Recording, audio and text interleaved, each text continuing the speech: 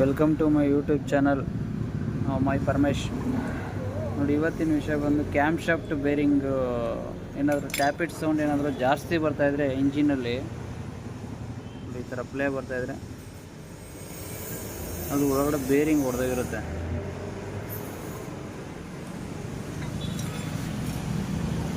Open ಮಾಡೋಣ cam shaft ಒಳಗಡೆ.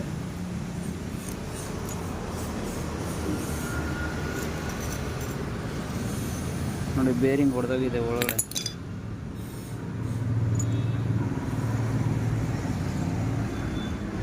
Balls ಎಲ್ಲ ಹೊಳಿಬೋದು. ನೋಡಿ, ಒಂದೇ ಒಂದು ಬಾಲ್ಸ್ ಇದೆ ಅಷ್ಟೇ, ಒಳಗಡೆ ಪೂರ್ತಿ ಬಾಲ್ಸ್ ಹೋಗಿದೆ. ಫುಲ್ ಇಂಜಿನೇ ಓಪನ್ ಮಾಡ್ಕೊಬೇಕು ಇವಾಗ.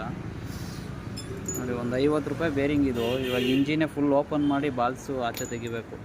ನೋಡಿ, ಬರೀ ಒಂದೇ ಒಂದು ನೋಡಿ, ಅಷ್ಟು 5 ಬಾಲ್ಸಲ್ಲಿ ಬರೀ ಒಂದೇ ಬಾಲ್ ಸಿಕ್ಕಿರೋದು ಇವಾಗ. ಓಕೆ.